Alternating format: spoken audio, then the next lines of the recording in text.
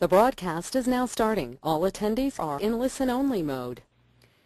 Hello, everyone, and welcome to APS Webinars. I'm Crystal Bailey, and I'll be your host for today's broadcast. Thank you so much for joining us. APS Webinars are brought to you as a service of the American Physical Society, connecting you with the expertise of individuals who can offer insight into physics careers, educational programs, and professional development for students, working physicists, and educators. Today's presentation features Amber Amari and Unil Perera and moderator Abhishek Kumar. Amber and Unil will be giving advice and strategies on making a successful application to graduate programs in the United States. After Amber and Unil finish the presentation, the remainder of the program will belong to you for our question and answer session. Because of the number of people attending this webinar, we are only accepting text questions. So if you would like to ask a question, please type it into the questions panel located on the right side of your screen. You may submit questions through the questions panel at any time during the webinar, and we will answer all of your questions at the end. We will do our best to cover all of the questions that you submit, but we want to apologize if we're unable to cover everything. Finally, a link to the recording of today's presentation will be emailed to you after today's event and will be made available on the APS website on this webinar's main page. We do ask that you allow 24 hours for video upload. Lastly, we encourage you to complete the survey upon exiting so that APS Webinars can improve its ability to provide you with these valuable services. And so with that, let's get started. Moderating the discussion today will be Abhishek Kumar, a recent PhD graduate from the University of Massachusetts Lowell. Abhishek grew up in India and did his MS in physics from the Indian Institute of Technology, Kanpur, India. He has been actively involved in student activities and currently serves as an International Student Affairs Officer with FGSA, the Forum of Graduate Student Affairs. Abhishek is also the recipient of the University Medal for Academic Excellence and Community Service.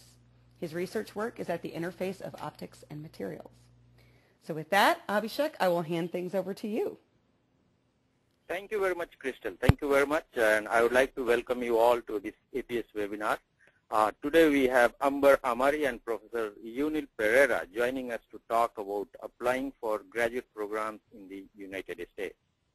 Amber Amari, Director of Graduate and Scheduling Services at Georgia State University.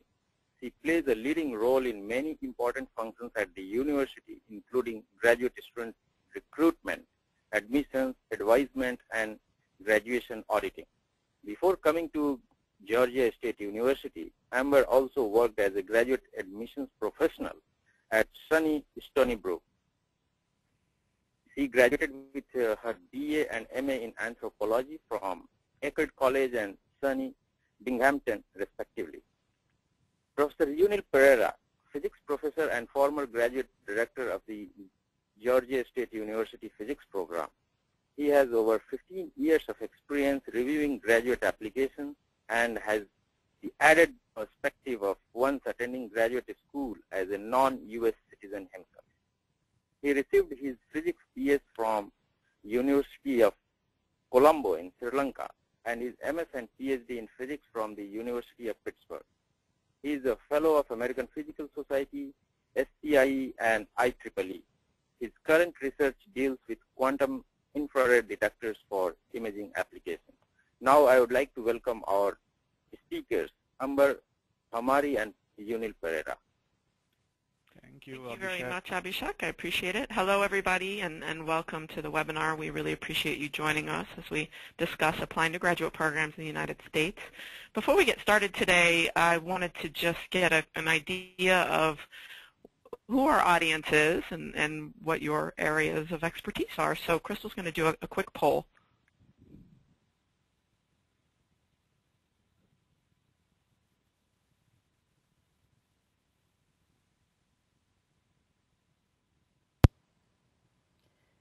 Great. Okay. So let's give ourselves a couple more seconds. Poll is closing in 5, 4, 3, 2, 1.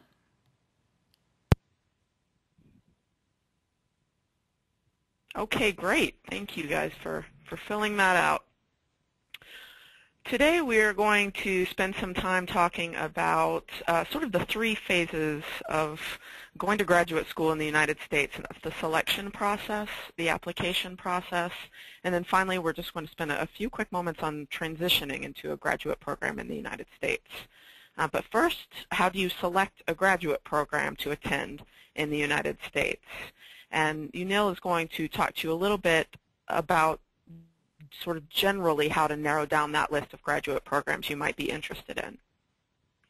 Yeah. So let's say that you are a physics person who is trying to go to graduate school. So you can see on the screen now there are a couple of websites given, gradschoolshopper.com. So if you do not know in advance that you want to apply to one particular school, you can go into this and select whatever schools you have in that based on your area of interest. And there are several various websites like that, but this is just a representative sample. And now Amber is showing you how you will see things in gradschoolshopper.com. So she is trying to pick astrophysics, I think, and then in southern US you will get a list of universities which gives that specialty. So once you have that, you can go into the university web pages also and go into more details about that, what type of things are available, who are the faculty members, and what research areas they are working in. So let's say that you are looking at several universities which you want to apply, and then you want to see how you pick those places. Amber, do you want to add anything before I go into this? Yeah. Yes, thank you. Once you have a list of graduate programs that you're interested in applying to based on sort of a rudimentary search out there on the internet, then you want to start asking some questions. Who do you ask those questions to? You want to ask questions to the faculty, directly the faculty at those programs, and also to graduate students who are in those programs. You can find more information about graduate students and faculty through the university or program's websites.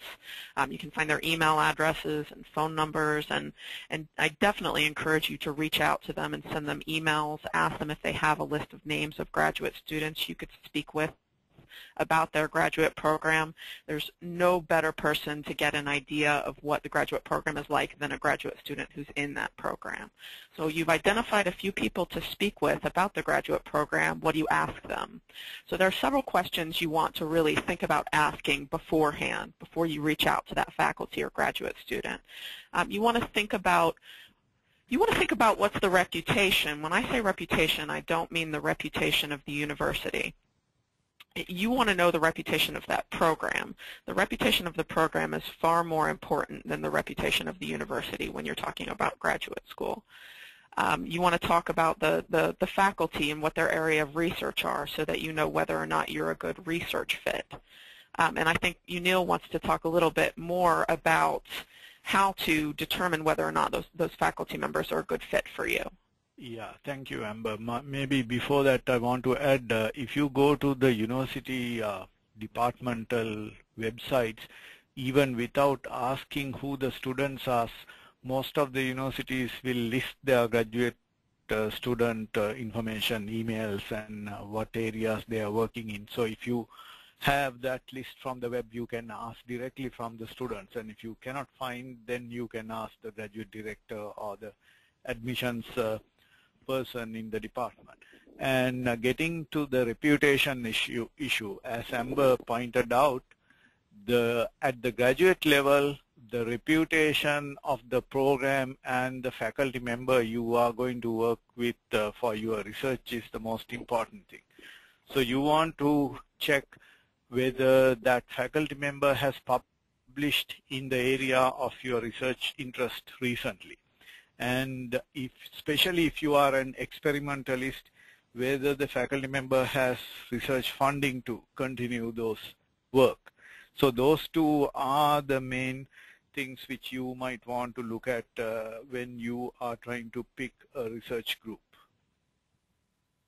Yes, and other important factors when you're looking for a program is location of the school and the cost of living in that area. You're going to be spending quite some time in a particular location when you do decide to go to graduate school. You're going to be spending anywhere between 6 and 10 years in that location.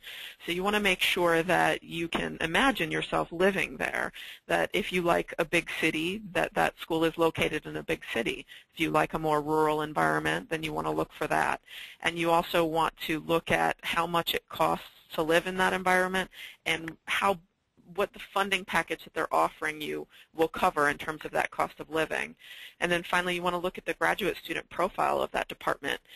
Do they have mostly males, mostly females? Is it, do they have a lot of people from your home country? Or is it mostly Americans in that program? Is that an important question to you? And if it is, you want to make sure you ask that.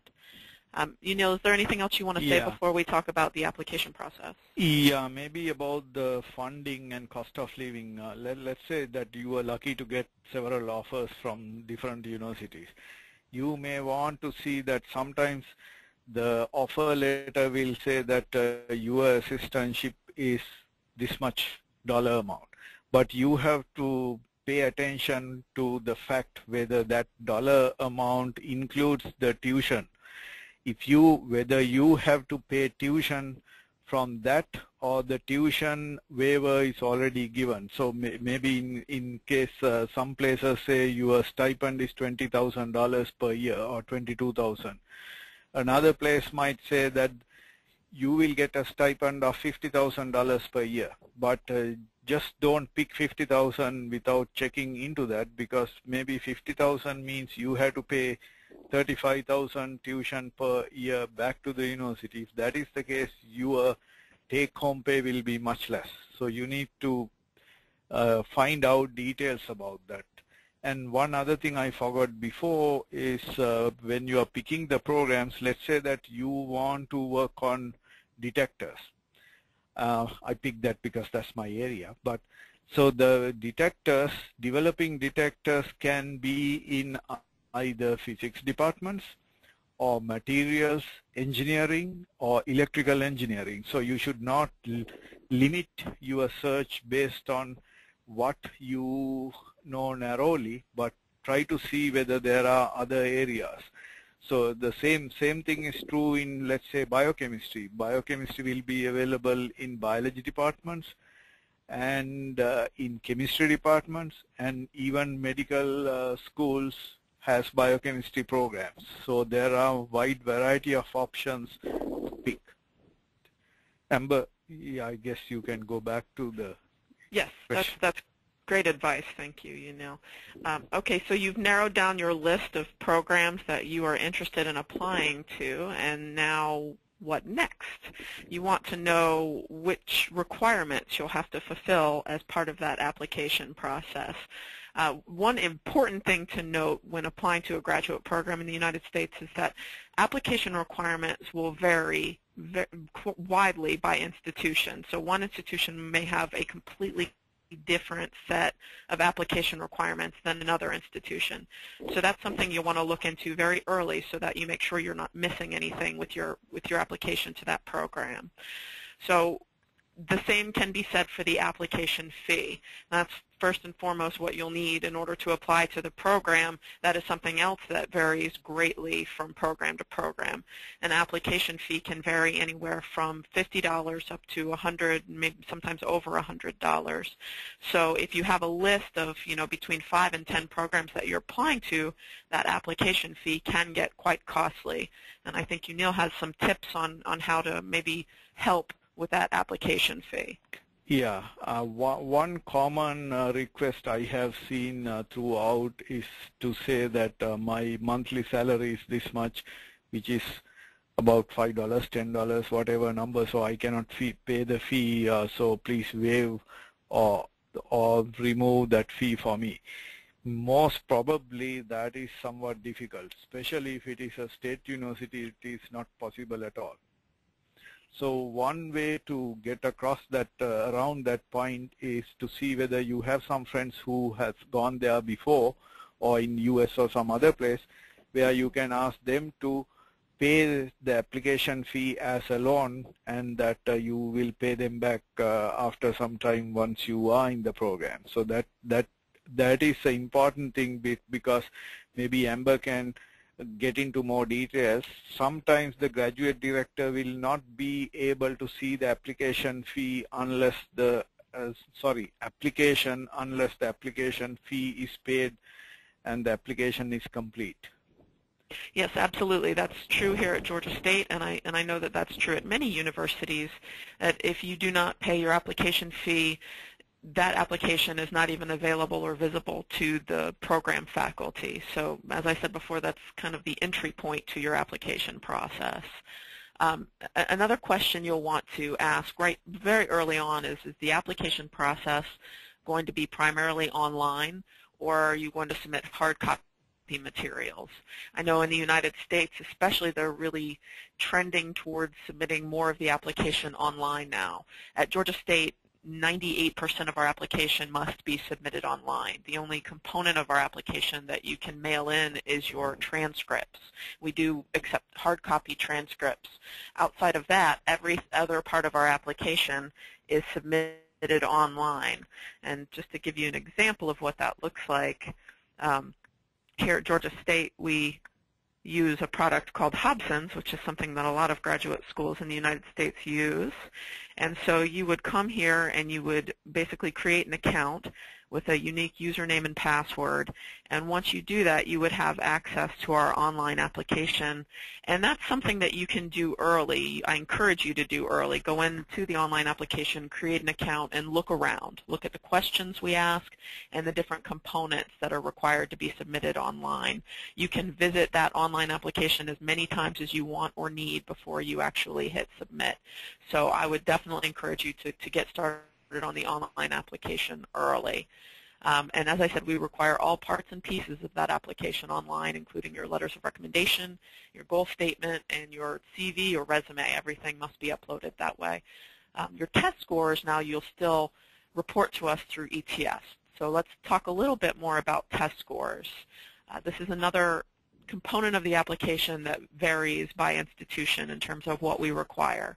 I think in generally you'll need to take the GRE general exam and your TOEFL. That is probably true for most programs in the United States. And some programs will also require a GRE subject test. Unil, do you want to say a little bit more about the tests that might be required? Yeah, so to confirm what Amber was saying, TOEFL is a must if your basic degrees from a non-English speaking university. Even if the university is not very strict, still to get the visa you will need the TOEFL score. But the GRE general test is the standard determinant factor, one of the factors in the admission. And you should not be, if your verbal part is not very strong, that is still okay. You should not worry too much about that, because in science or math, computer science, engineering type programs, verbal is, if you have a good score, that is really great, but not having that doesn't mean the end of the situation. But GRE subject score is important too, because if you are asking for an assistantship, that means you are going to teach undergraduate labs or some service towards the undergraduate. So the university wants to know how is your subject knowledge is, especially if you are applying to a place where that university is not aware of your background or your university. Then it is critical that you have that subject score. That's right. So you'll want to make sure you allow plenty of time to take those tests. They can be quite time-consuming, so you want to start preparing for those probably about a year before you apply to graduate school. Oh, sure. Yeah, maybe another thing, especially those type of exams, just because you know the subject will not get you a high score, because you have to know how to answer the questions. They give only a limited time, and GRE exams will reduce points if you make mistakes. So when you have, let's say, 5 answers, you should not arbitrarily guess unless you already know that 2 answers are completely wrong. So then if you are guessing out of 3, your probability is high. But the timing is another issue. And TOEFL, English, you may be very good in English, but if you are from the Southeast Asia, you are used to the British English, which is little accent-wise different from the US. So you need to have some practice listening to CNN or Voice of America or some other area. That's absolutely right. There's another area of your application process that I cannot emphasize enough that's so important to your application are your letters of recommendation. Most programs require anywhere between 3 and 5 letters of recommendation. We require 3 at Georgia State University for any of our programs. Letters of recommendation are something, again, you want to start working on very early in your undergraduate career. You want to start working with faculty members who you have a very close relationship with and who know you well, not just who know your ability to perform well in the classroom, but who know your ability to perform in the laboratory or research outside of the classroom. You want to make sure you have a well-established relationship with that faculty member so that they can say a lot about you, more than just, yes, they do well in the classroom. You want to make sure that you are asking people to write a letter of recommendation that are relevant to the subject area that you're applying for. If you have a job outside of school and your job is not related to the area that you're studying, you don't really want to go and ask your boss for a letter of recommendation if what he does has nothing to do with your area of study. So you want to start working on establishing these relationships with your faculty members very early on, and then you want to ask them and give them plenty of time to write you a letter of recommendation. You want to ask them if they feel comfortable writing you a good letter of recommendation.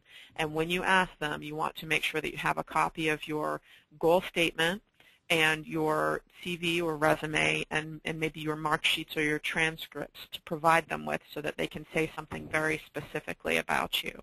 And I think Unil is going to talk to you a little bit more about what sorts of letters of recommendation he's looking for. Yeah. In general, when you are applying to graduate school, one criteria you should keep in mind is you want to make sure that your future is mainly in your hands, not somebody else's. So you want to try to help everybody to do a good job on behalf of you.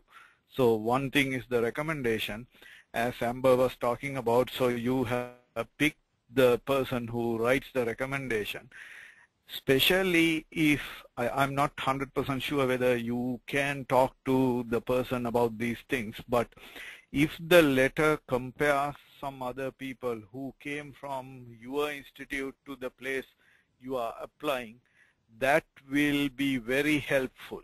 So if the letter just says that he's a good student and he has done well, he's honest and all that, that is not a very good recommendation letter. So you need to see whether these people have sent letters to these universities and there are already students there.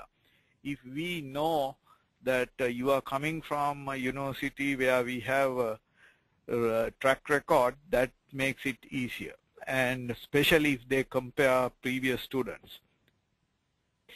Yes, and so in a similar vein, your statement of purpose and your goal statement just as important as your letters of recommendation, and they need to be just as well thought out as your letters of recommendation. So your goal statements need to be very researched and very thoughtful and very particular to the program that you're applying for.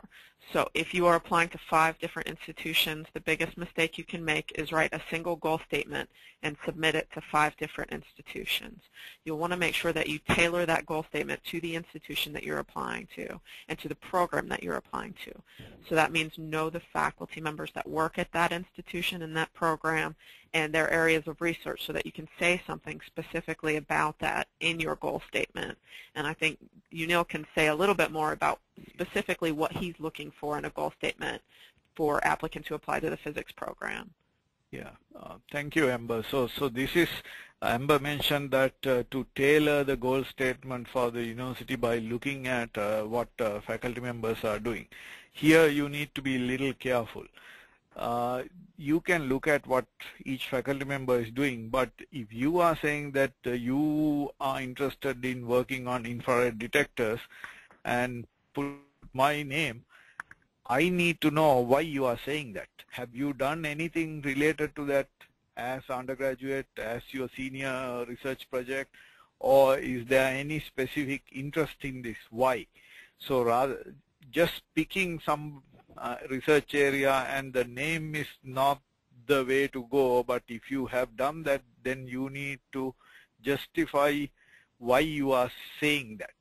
And the same thing is true if you are contacting the faculty members. Don't send emails to each and every faculty member saying, oh, I'm really interested in working in your research area. Usually what happens is all those faculty members will forward that email to the graduate director. So I get several emails from the same person saying, oh, I want to work with this area, this area, this area, this area, without any justification. That is not the way to go. And also, if you are sending emails to the universities, at least make sure that email is tailored and that you don't send 100 emails to all the people so that everyone else knows where it goes. Make it a blind copy if you cannot tailor that email, which should not be taking too much time, because now sending an email is pretty easy. Now, unlike earlier days where you had to send postal mail. But make sure you try to help the other person to pick you as a candidate. Absolutely, that's great advice. I want to talk a little bit about your transcripts, your mark sheets. This is another area that varies greatly from institution to institution in terms of what we require. So whether or not you can submit just your mark sheets and your transcripts, or you have to actually have those documents evaluated by a service, that depends on the program that you're applying to. Here at Georgia State, we only require your official transcripts. You have to send them. They have to be officially certified by your institution, and they do have to be translated into English if they're not already. And they have to be a complete documentation of all of your individual mark sheets as well. But we do not require that you have those documents evaluated by a credentialing service before you submit them to us. I will say that is fairly rare. Most institutions do require that you have your transcripts evaluated first. And so what I would recommend that you do is ask that question when you're applying, and then ask if they do require your transcripts to be evaluated, which services will they take those from? In general, what we look for in the United States is that you use a service that is credentialed by the National Association of Credential Evaluation Services. We call this NACES, and we have a list of all of the services that will provide you transcript evaluations. And in general, a lot of United States institutions will take an evaluation from any of these members. I will say the most popular ones in the United States are World Education Service, Joseph Silney, and then Educational Credential Evaluators. And sometimes they require just a basic credential evaluation. Sometimes they want a course by course. So this can cost you anywhere from $75 to $300 depending on what the institution requires and which service you go with. And this can also add about a month onto your process. So you definitely want to make sure you ask that question. Okay, and finally in the application process, you'll want to make sure that outside of the work you do in the classroom that you are gaining some very useful research experience. And I think Unil is probably in the best position to talk about what he's looking for in terms of research. Yeah, so as I mentioned before, if you have done a research project on your own as undergraduate, you might think that that is not very important. That is wrong. What we are looking for is, if you are going to go into graduate school, what is the experience you have along this line? If you have used all this equipment, or you have done some theoretical calculations, even a small simple problem. So whatever you want to do in graduate school, if you can connect why we or the graduate director should think that you have some basic idea about doing this research, and that you have experience, you know how the research is done and how it works out, and that you are a person who has tried. And one thing is, when you do research, sometimes the results will not be clear immediately. So if you are a person who give up things after 1 week, that is not very good. So you need to show that you have gone through this, you know how to do that. So try to help the other side, the US university admissions people, to help you by trying to tell them all your experience in research, because research is the main thing in graduate school. But of course you have to pass the qualifying exam. After that, the research is the main part of this. Absolutely. Okay, so you have selected graduate programs to apply to, you've looked into the process, you've submitted all of the applications, and then you've been admitted and you've chosen a program. We just want to speak to you very briefly about things you might want to think about ahead of time once you've been admitted and you've chosen a program to attend before you show up. These are sorts of things that you want to make sure is on your radar, and questions you're asking as soon as you've been admitted and as soon as you've chosen a program. And I think Unil is in the best position to talk to you about some of these, since he's been through this process himself. Yeah, but maybe before I get into this part, one other thing about transcripts. So the application will have several slots to put transcripts, but you need to make sure if you write something in that section where you have attended all these colleges, then the university will ask you to provide all the transcripts. So if it is not connected with your program and you don't have that official transcript, don't put it, because if you put there, the application will not be complete until all the transcripts are sent to the place. So getting to the after the application process is done and you have been admitted, so the international office, the university international office, will be talking to you about your visa requirements. There are several types of visas, but some universities will give you only what is called the F1 visa, and some other universities will give you a choice of F and J. The difference is, if you are on a J visa, your spouse can work, and but sometimes the US will put a rule saying that after graduation you can only stay here for 2 years, and you have to go back to your home country, and then only you can apply to come back. That's the J visa. F visa usually does not have that requirement, but your spouse cannot work if you are on a F1. So that is another important thing. Is sometimes you have decided your family spouse with kids or fiance wants to come with you. So if that is the case, you need to show that you have enough funds to support them, and you need to tell the international office as soon as possible that that is your expectation, because they have to do additional paperwork and justify that you have enough funds to support.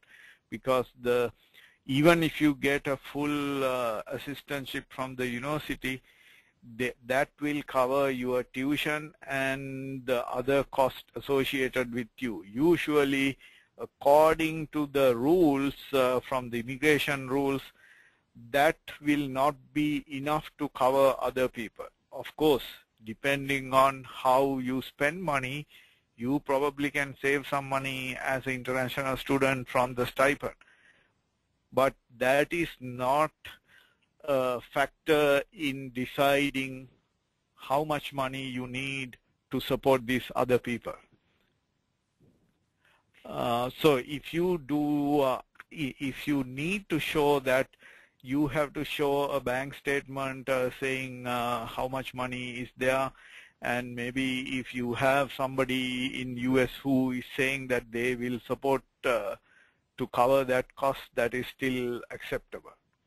Amber? Absolutely. So, and outside of communicating with your international office, you just want to make sure that you're aware of all the different housing options, whether or not the university offers on-campus versus off-campus housing. And the best way to do that is to really speak with your program faculty and your program students and find out where the current graduate students live. And then you also want to find out what the student associations are that are available at that university. For example, at Georgia State, we have student associations for almost every country in the United States. So you'll want to find out what they have and what you might get involved with when you attend.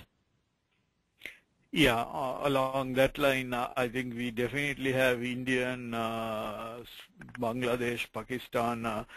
We used to have Sri Lankan, and also we have a Physics Graduate Student Association. If you are coming to physics, you can contact those people too. So there are different ways, either your own country student association or your particular program student association. That's right.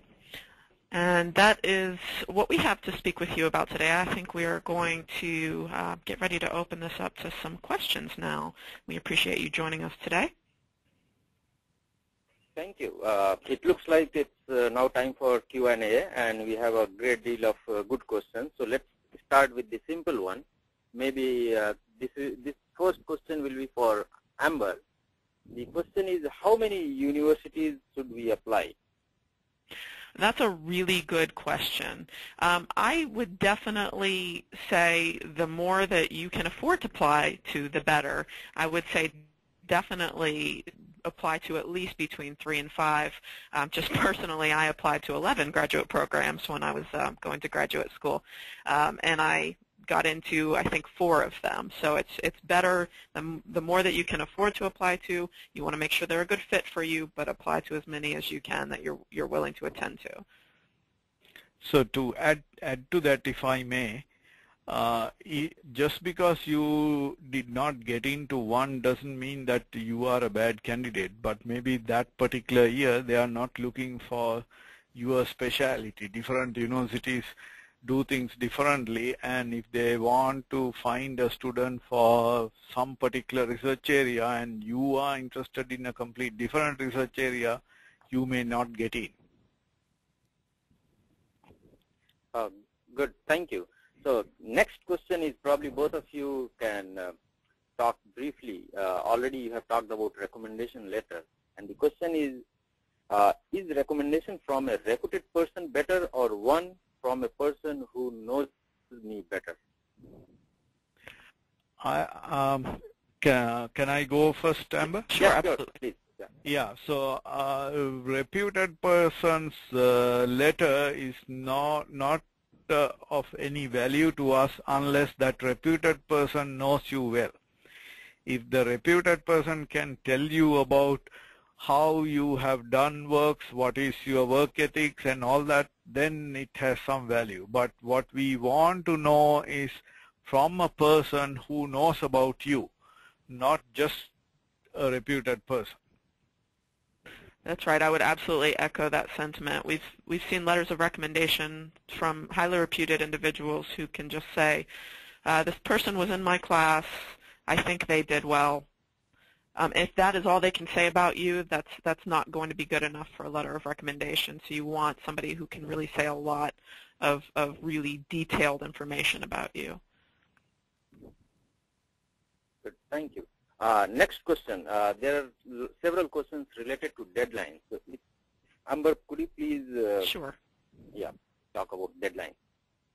Yes, deadlines are very important. I know for our program and for most of the programs of my colleagues, if you do not have all of your application materials submitted by the deadline, you probably will not be considered for that program. So it's not enough just to pay your application fee and submit the online application. If you are missing any component of your application by that deadline, you will not be considered for that program. So that includes the letters of recommendation. You want to make sure your test scores arrive in time.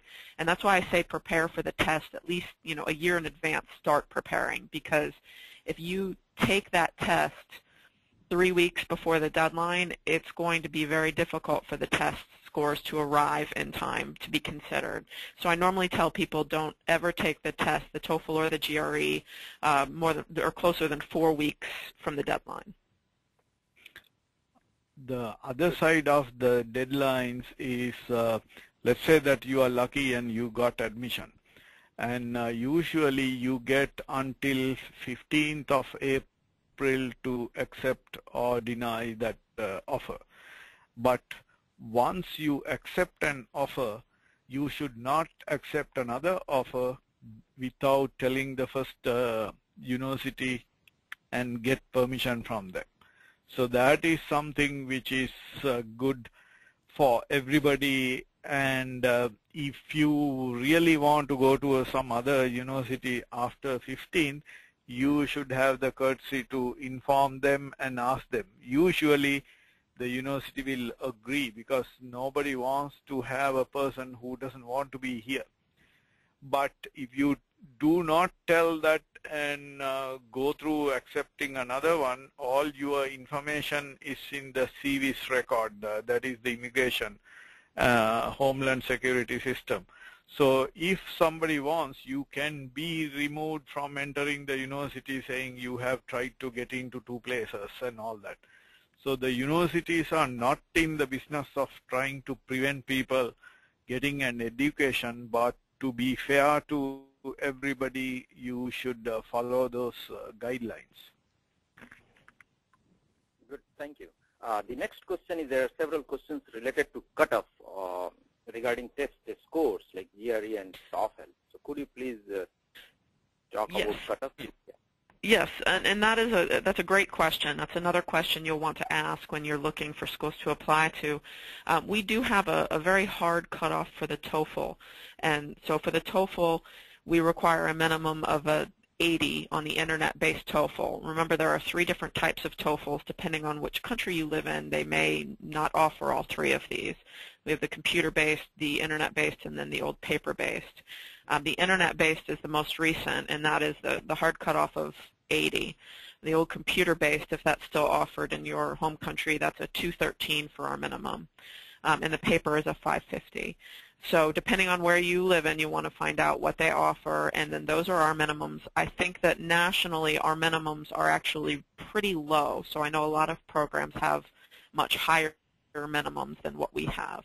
As far as the GRE goes, we do not have a minimum set by the university, because each program has its own minimum score. So maybe Unil can say a little bit more about what they're looking for on the GRE. Yeah. So the GRE, we don't just look at one particular item. We don't just look at the GRE scores. It's a combination of the transcripts, GRE scores, and recommendation letters, and your write-ups and all that. So although we do not have a minimum GRE score, if you are a person going into physics, computer science, maths, or mathematics, engineering, then the general GRE quantitative part is something which you should be scoring pretty high. If that is weak, then there is some concern why it is. So in that case, we will be looking at your other components to see whether there is any reason to be aware of and concern on that. So the GRE, we don't have a minimum number, but there are things we are looking for. And also based on different countries, the averages might be different. Some countries usually have very high scores, and some other places little different. So that is because, let's say for US, in general, majority of the people in US who takes these tests do not study for months and months just for the test. They just go ahead and do that. But in some other places, that's little different. Good. Amber? Yeah. Oh. Would you like to add something, Amber? Oh, for the GRE, again, that's another thing that you'll want to find out what type of GRE they offer in your home country. We've recently seen the GRE go through a major overhaul, so they're offering a different type of test as of last year than they offered before. And I know some places they offer it paper only, and some places they offer it on the computer. So you'll want to go on to the ETS's website very early and figure out what type of GRE they offer and what locations they offer it in. In some countries they only offer the test maybe once every few months, so you'll need to time that right when you're applying. And maybe I just wanted to add that in addition to TOEFL, we take IELTS, right? Amber Yes, that's probably correct. can expand on that. Yes, the IELTS is something we've started accepting just within the last year or so, and we will take that in lieu of your TOEFL. So you can, that in some countries they offer the IELTS more frequently than they do the TOEFL, and I believe it's actually cheaper to register for. So if you are looking to take the IELTS, our minimum for that is a 6.5. Oh, good. Yeah, we have received a couple of questions regarding that, so that's answered. Great. Okay, so next question is, can I send more recommendations than required? In our application, we allow you to upload as many letters of recommendation as you see fit. I generally tell people not to submit more than 5. Unil might provide more information on what he's looking for, but I think if you submit more than 5, it's too much to expect a faculty member to look through as they're looking through hundreds of applications. So we generally tell people between 3 and 5, but Unil, you might have a different perspective on that. No, I think so that goes into how you pick the people to write the letters. If you think that there is one particular person who is well known to that particular university, and because of that you want to get a letter from that person, and if you are not sure about whether that person is going to give you a extremely positive letter, you might want to consider somebody else too. But the disadvantage of that is if there is a person who is well known to us who tells that this person is not the best person, that will go against you. So I think 3 is absolutely needed, but 4 or 5, but think why you think that should be the case. Is there any reason? Especially, let's say that there is only one person who worked with you on the research part and the other people cannot say anything about your research. Yes, then in that case, 1 or 2 more is fine. But I agree with Amber that not having large numbers is better, because when we have to read the applications, each one having much more than 5 means we will be reading a lot of applications. Mm-hmm. Thank you. Again, the next, there are several questions related to GRE and TOEFL test scores. Mm-hmm. And this question is, if someone has a low GRE and TOEFL scores but good credentials, so is there any hope of getting into graduate school? Yes, but TOEFL, even if, let's say, even if the graduate director and the university wants to give you admission, embassy can refuse to give a visa for a low TOEFL score. So in that case, you have to justify why you think your TOEFL score is low, but is there any other justification to show that this is an anomaly, that your English is reasonably good? And sometimes I have talked to the people on the phone to find out about what is their capability in English, and then I write some justification. So TOEFL is a little harder because that is not only convincing the university, upper administration and the graduate office, but completely different, the embassy officials. But for GRE, just because one test is low doesn't mean that that's the end of the world. that is done on one particular day for 3 hours or something. If you have a headache at that day and you are not in your full self, you may not do well. But in that case, if your transcript shows much better and your letters can explain that, that may still be okay. But if everything else is not very good, then there is a problem. But just because one of the scores is not good doesn't mean that you should not be pursuing graduate studies. I'd like to add, too, that that is something that you'll want to ask each program that you apply to, because I know for us, all of our faculty are going to see all of our applications, regardless of what your TOEFL score is, regardless of what your GRE score is. But I know some programs in the United States have a very hard cutoff for their GRE scores as well. So if they have a graduate school and you don't make a minimum score on the GRE, the programs might not see your application without making those minimum scores. So that's something you'll want to ask each program you apply to. And no, it's absolutely not impossible. It's not hopeless, but it is more difficult if you have very low TOEFL scores or very low GRE scores. With the TOEFL, like I said, if you go below that minimum, it's going to be very difficult to get into our program. And even if you're above the minimum but it's still low, it depends on what you're looking for. If you're looking for placement in a research laboratory and the faculty member of that laboratory speaks the same language as you, and it's maybe not as important that you have a very, very complex knowledge of the English language, you might have a better chance than somebody who's looking for a teaching assistantship, let's say.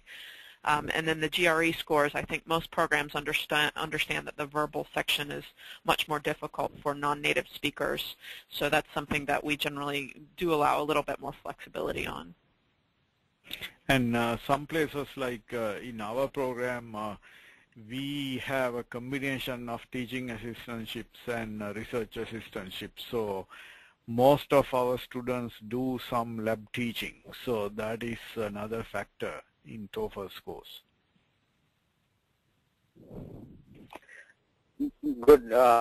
Next question is again related to subject GRE. There are several questions people are asking. What's the role of subject GRE? Not only in physics, in other disciplines like computer science and some other disciplines.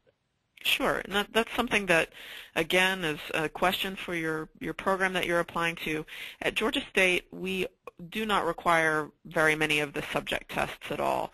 Unil can talk to you a little bit more about what they do with the subject test in physics, but the other programs, we do not require a subject test in computer science. Nobody takes that. In chemistry, nobody takes the subject tests. So the only subject tests we ever really see here are in physics. So maybe you can say a little bit more about that.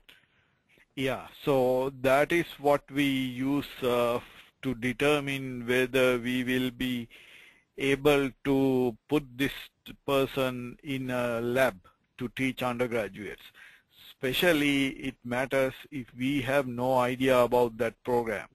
So if a student is coming from a university which we know about, and then we know about their program, then the subject score may not be that critical to have. But if you have a good subject score, because that is standardized throughout, it does not depend on the university. If you can do a good subject score, that tells us your knowledge in the subject area of physics is really good. So irrespective of what university you are coming from, that gives us the baseline to put you in a teaching assistantship or laboratory assistantship. Good, thank you. The next question is, you talked about application process in general. Do you have any advice for international students, because we have a lot of international participants in today's webinar, apart from what we talked about? Yeah, I think maybe one thing is we still get, although we are saying we want online applications, we still get hard copies mailed to the department. In that case, it takes more time because it depends on the university and the graduate director and all that. If the graduate director wants, he or she can submit that to the graduate office, and if the graduate office agrees, they can put those information into the system. But that is extra work for everybody, and that also takes time. And another thing is most of the international students sometimes send just photocopies of everything. That tells the institute that you may not be too serious on coming to that place. That is why you have not sent any official copies. So if you are serious about some universities, you need to show them that you are serious. So one simple thing is, if you are just sending photocopies of everything, that doesn't show your interest in the program. Anything else to add, Amber? Yeah, I would actually add, in terms of your credentials, it's really important to understand what the university is looking for. First of all, we have a standard minimum of 4-year equivalency. We look to make sure that your undergraduate degree is equivalent to a 4-year bachelor's degree in the United States. So if you're coming from India or Sri Lanka and you have a 3-year Bachelor of Arts or Bachelor of Science, that's not going to be enough to allow you entry into our graduate program. And I know that's somewhat standard through many of the programs in the United States. So for us, if you have a 3-year degree, we're looking to see if you have an additional year of a graduate level coursework to supplement that 3-year degree. Another thing about your mark sheets is that even though we do not require that you have your transcripts evaluated by a service, I would ask the faculty members in the program that you're applying to if they've seen credentials from your country and if they understand the GPA calculations and what that means, because I think in general in our physics department, our computer science department, and chemistry and biology, they're very accustomed to seeing credentials from all over the country, all over the world, from different countries, from India, from China, from Sri Lanka. But in some of our programs, they don't necessarily get a lot of applicants from certain countries, so when we send them those documents, they don't really understand how to evaluate them. And in those instances, it might be worth it to have your document evaluated by a credentialing service and submit that as a supplement if you're really interested in that program. Okay, thank you. It looks like we are out of time for the official webinar. However, we do encourage those of you who can to stick around for some additional Q&A after Crystal makes some announcements. Thanks once again to our speakers for this informative discussion. And now I will hand things back over to Crystal. Crystal, please. Great. Thank you, Abhishek. Yes, and gosh, we have so many wonderful questions. And just like Abhishek said, we're actually going to stick around for a little bit for additional discussion for maybe 10 minutes or so and try to get to some of these other questions. But first, I want to make a couple of announcements. So if you're signing off now, we do welcome you to follow up with the speakers. You can send an email to webinars@aps.org, and I can forward questions to the speakers for comment. Also, many of you have asked about the availability of a video and slides of today's presentation. The video is being recorded and will be made available on the main webinar page for this presentation. And we're also going to upload a copy of the slides, so they should be available there. But we do ask that you give us 24 hours to upload the video. And lastly, if you're signing off now, we ask you to please take a moment to help us improve these presentations by completing the short survey as you exit the webinar. And this wraps up today's event. We hope you'll join us again next time. Okay, Abhishek, feel free to pick up where we left off. Yes, thank you. We have several questions. So let's follow Amber on GPA. So let's suppose that there are several questions related to GPA, and grading system back in India and Sri Lanka is different than the United States. So if someone has low GPA but has some research experience and published papers, do you think that will make up compensate for the low GPA in a way? That's a good question, and I think that I'm also going to ask you, Neil, to speak a little bit more about this, but I think in general it's going to, a faculty member is looking at the entire package. So if you have a low GPA and low test scores, but good research experience and some publications, that's going to work in your favor for sure, but it's going to depend on how strong the other applications in that pool are. So it's not an easy yes or no question, but if you have high test scores, really great research experience, solid letters of recommendation, and maybe a high GPA in your major, but a low overall GPA that you could explain because you had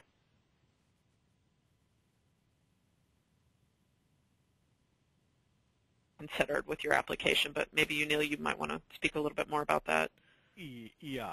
So one thing to remember is if you are going to be a graduate student, although the research is important, and that is where you will get your PhD, you have to pass the qualifying exam. So if your GPA is low, then the admissions office or the admissions director needs to be able to see whether you have a chance of passing the qualifying exam.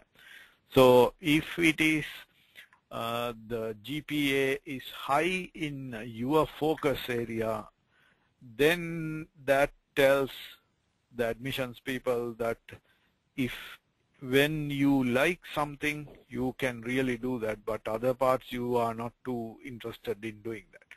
So there is a chance in that case, and then you have to convince the university saying that yes, this is your main research area and you are really interested in doing that. Although your outside GPA is low, that will not affect that. So there is a balance between that. As Amber said, yeah, if you have a good GPA, that's great. But if you have a low GPA, then why is that low? What might be the reason? Whether that reason is going to affect you to go through the qualifying exam. Because if you probably will not go through the qualifying exam, then no matter how good research you have, you cannot get a PhD. You can be a technician, research technician, maybe you can get a MS, but not a PhD. So that is the critical factor to decide. So you need to help the other people to come to the conclusion that although your GPA is low, that you probably can pass the qualifying exam and you are good at research and you can do well in your area of interest. Good. I think we had received several questions related to low GPA and all. So that's been answered. Now the next question is, would you, this is to both of you, would you recommend applicants to contact potential advisors before applying to the university? Did you say who? Would you recommend applicants to contact potential advisors of faculty members before officially applying to the university? Would we advise them to contact? Yes. Yes, absolutely. Absolutely. I would very much encourage you to contact faculty members before officially applying. You want to, in my opinion, you want to know, if they're going to be responsive. You want to know if they think that you're a good fit, if they would encourage you to apply, and then also when you submit your application, if you've had a conversation with a particular faculty member in advance, then when they see your application come across their desk, they're going to be able to say, I know who this student is. I've had a conversation with him. He's very smart. He's very intelligent. I definitely want to look closely at his application. So I would strongly encourage you to reach out to faculty members you're interested in working with before you start your application. Yeah, I think that is right. But one other note along this line is you should not contact everybody in the department. Because as I said before, they will talk to each other, and then all your interest is going to be gone because everybody sees that the person is telling this to one person and something different to the other person. So you need to pick the area and contact the right people. That's right. I've received a lot of emails over the last 10 years from students who are interested in one of our programs, and I respond to each and every email I receive individually. I've also been blind copied on emails that were sent to 100 different graduate schools, and I'll tell you I don't even respond to those. Yeah, that's a very good point. So the next question is again, I mean, you have talked about the statement of purpose or goals statement. Still, we are receiving questions related to that. So if you could talk about the role of goals statement on decision making from university's perspective as well as department's perspective, that will be helpful. Sure. From the university perspective, the goal statement is incredibly important. I cannot emphasize this enough. It's very important. In some of our programs, the goal statement is the most important part of your application. And this may or may not be true for Unil's program, but I can tell you I have one program in my university that the first thing they do, they get 650 applications for their program every year, and they sit down and they read the goal statements first, nothing else but the goal statements, and they pick the ones that are the best fit. And then from those, then they'll look at the test scores and the GPA and the letters of recommendation, the other supplemental documents, but the first thing they look at is the goal statement. So that's not necessarily true for every program, but that's just an example of how important that goal statement can be in your application. Yeah, so in our case, the goal statement is very important if at least one of your information, either GRE or something, is little low. So then in that you can also address that. But the bottom line is you want to make sure that you are trying to help other group, the university, to make the decision to admit you. So the goal statement is one way to get that point across, saying why you should be admitted to this program, especially if there is something little low on one of the ones. So your point should be to convince them, even with this low number, that I am one of the best people to be in your program. How can you do that? So everywhere else, once you have the scores, transcripts and all that, it is fixed and you cannot say anything. And the letters, the faculty members write that letters, you have no say in that either at that point. But the goal statement is the only place where you can tell them why you think you are deserving to be admitted. And I always tell students there are two things that you want to make sure that your goal statement does. And a lot of times students will do one or the other, but not both. You want to convince faculty that you want Georgia State. Why is Georgia State the best fit for you? Georgia State is the perfect program for you. That's one thing. But also, why are you the perfect student for Georgia State? You are the best fit possible for this program at Georgia State University. So you want to make sure that you're doing both of those things in your goal statement. Good, thank you. So the next question is again, it's coming to test scores. So when you offer fellowships or assistantship, like teaching assistantship, do you set some cutoff for GRE and TOEFL? Again, TOEFL cutoff is absolute, I mean, that we discussed before. GRE, for our program, we will not have a cutoff, but we will look at that, and if you have a higher number, your chances are better. And some of our programs will have cutoffs if you want to be considered for an assistantship, and generally if they ask me, I'm going to recommend that if they're considering an applicant for a teaching assistantship, that they look at TOEFLs above 100 instead of above 80, which is our university's minimum cutoff. So some of our programs will only consider people with a score above 100 for a teaching assistantship, and then the GRE scores, it's the same thing. They'll look for a higher range score for teaching assistantship consideration. Yeah, again, there is another question from one participant, and he has an IBT score 71, and he would like to know whether he is eligible to apply.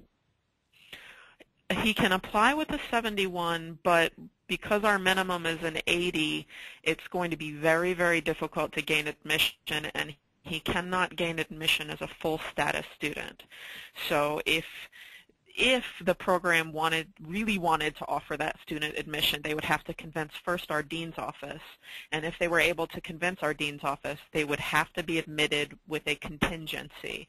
So that contingency would have to say they're admitted, but they have to take this test that's called a G-step upon arrival, and they have to perform very well on that language test in order to proceed with their graduate program. And also, a lot of embassies, if you go to apply for your visa and your acceptance letter says that you've been admitted with contingencies or you're conditionally admitted, then it's very difficult for you to get a visa sometimes depending on which country you live in. So not making that minimum IBT of an 80 can be very, very difficult. To one thing to add, Amber, you can correct me. I thought that if you are admitted conditionally, then you cannot get an assistantship. That's not necessarily true, but for every program, but it again does make it much more difficult. Okay. Yes.